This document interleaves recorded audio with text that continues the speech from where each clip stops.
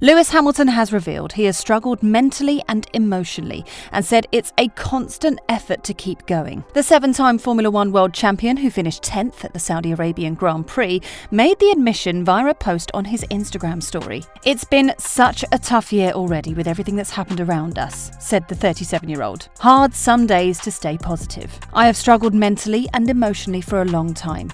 To keep this going is a constant effort, but we have to keep fighting. We have so much to do and to achieve." Hamilton, who has won more F1 races than any other driver in the sport's history, is contesting his 16th season on the grid. Last year, he was controversially beaten to the title by Max Verstappen at the last race. Hamilton has endured a trying start to the new campaign in his so far uncompetitive Mercedes car. Hamilton finished third at the opening round in Bahrain after both Red Bull drivers retired in the closing stages with reliability failures, and then scored only a solitary point in Saudi Arabia. Hamilton was against competing in Jeddah following a nearby missile strike during Friday's practice and said after the race, "I just want to go home." On Thursday, he continued, "I'm writing to tell you it's okay to feel the way you do. Just know that you are not alone and we're going to get through this. A friend reminded me today that you are so powerful and you can do anything you put your mind to. We can do anything we put our mind to. Let's remember to live in gratitude for another day to rise. Sending you love and light."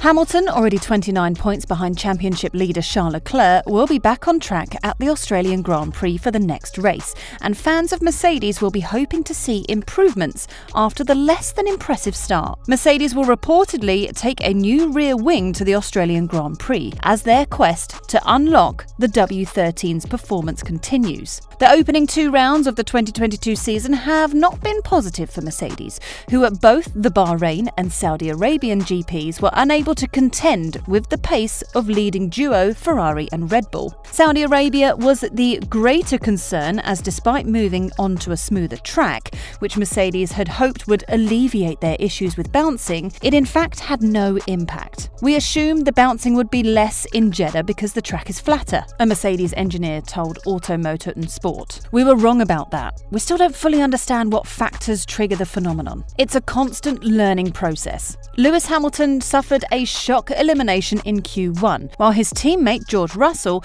went on to qualify P6, pipped to P5 by Alpine's Esteban Ocon. The engineer explained the differences in the setup were minimal, so it was simply a case of Russell nailing the W13's narrow window while Hamilton was wide of the mark. But another major concern for Mercedes, alongside the bouncing, has been their high-speed performance. Auto, Motor and Sport report the Silver Arrows were up to 11 km/h down on Red Bull on the straights, while in turns 5 to 9 and 15, they were 15 to 20 km/h down on Ferrari. Mercedes, though, are not identifying the power unit as a clear weakness, believing that counts for a maximum of 1 to 2 tenths in the lap time.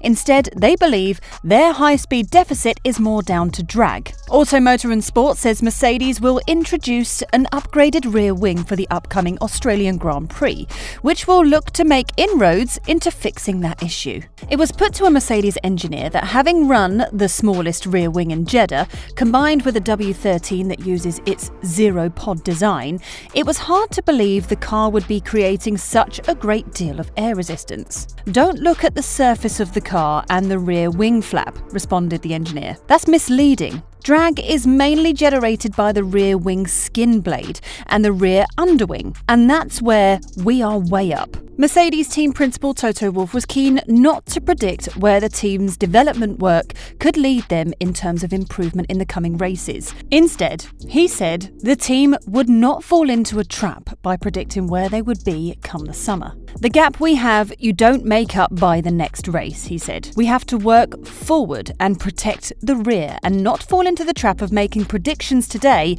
about where we might be in the summer." But he has admitted that their current plight is no fun at all. Having competed for both titles every year since the turbo hybrid era began in 2014, Mercedes now find themselves in the unusual position of third best with a car they are struggling to get the most out of. "We have been right in the middle of those fun games at the front for the last 8 years," said Wolff. "It's extremely painful to not be part of those fun games, and by quite a chunk of lap time deficit. We're not going to rest until we're back in the mix. It's no fun at all. It's an exercise in humility, and it's going to make us stronger in the end, even though it's not fun right now. I would very much hope that the gap is very much closer to what we have seen in Saudi Arabia, but there are deficits everywhere. If Mercedes are looking for any sympathy about their early season struggles, it's certainly not going to come from Red Bull and Christian Horner." Christian Horner insists he is not wasting any time dwelling on how competitive Mercedes are, instead staying focused on Red Bull's performance. Having waged a season-long battle against Mercedes in 2021, Red Bull now find themselves with a different challenger in Ferrari as the sport's new era of regulations beds in. "They are struggling. I have no feelings about their competitiveness," said Horner after the Saudi Arabian Grand Prix won by Verstappen. "Obviously, I'm focused on our competitiveness in what's a very intense fight with Ferrari at the moment. I have no doubt at some point Mercedes will join that battle, but my focus is very much on our team." Another thing the Red Bull principal is refusing to become too concerned about is the 40-point gap to Ferrari in the constructors' table, should it develop into a head-to-head tussle between those teams for the title. If the duo remain well clear of the rest, pace-wise, there will be more of a focus on reliability, which is an area where Red Bull have already had one failure this term, with that double DNF in Bahrain. "It's still early in the season," said Horner, whose drivers sandwiched the Ferraris in the Saudi Arabian Grand Prix, with Perez finishing 4th behind Verstappen, Charles Leclerc and Carlos Sainz. "Luck tends to even itself out over the course of the year, so I think we've just got to go race by race. We're off the mark now. We're on the scoreboard. We have won our first race of the year. Both drivers were again very competitive, and we've just got to build some momentum." It does feel like the gap between Mercedes and Red Bull and Ferrari is going to be a big gap to make up, and Mercedes trackside engineer director Andrew Chauvelin has conceded the team is suffering a double deficit to rivals Red Bull and Ferrari. Mercedes may be sitting in second in the constructors' standings after the opening 2 races of the season, but this elevated position is only due to Red Bull's late double DNF in Bahrain. Russell revealed post-race that Mercedes is currently a second per lap slower in a Grand Prix, while the average deficit in qualifying over the first 2 races is almost 0.8 of a second. We're under no illusions what that performance gap is, and in Jeddah, it was ultimately a bit bigger than in Bahrain, revealed Chauvelin. "We've got quite a lot to find, both in qualifying and on the long run if we want to challenge the Ferrari and the Red Bull cars. However, behind us, it looks like we have a bit of a margin to that midfield." Mercedes has conceded it pushed too far with Lewis Hamilton's setup changes ahead of qualifying in Jeddah, leading to the 7-time world champion exiting qualifying in Q1 for the first time since 2009 on pure pace alone. Given the position it occupies in the pecking order, however, Chauvelin explained, "We need to do a good job to be ahead of them, Red Bull and Ferrari. But we have a bit of a margin, and that buys us a bit of breathing space to allow us to experiment on the weekends, to try and bring solutions, to lift the level of performance of the car." So ultimately though, this is a problem that's going to be fixed back at the factories both in Brackley and Brixworth. Everyone is working hard to try and understand the issue and bring solutions, and we're going to be doing that in a phased way over the next few races. At the track, we're going to be doing as much as we can to minimise damage, to score as many points as possible. So really, there are 2 elements to this.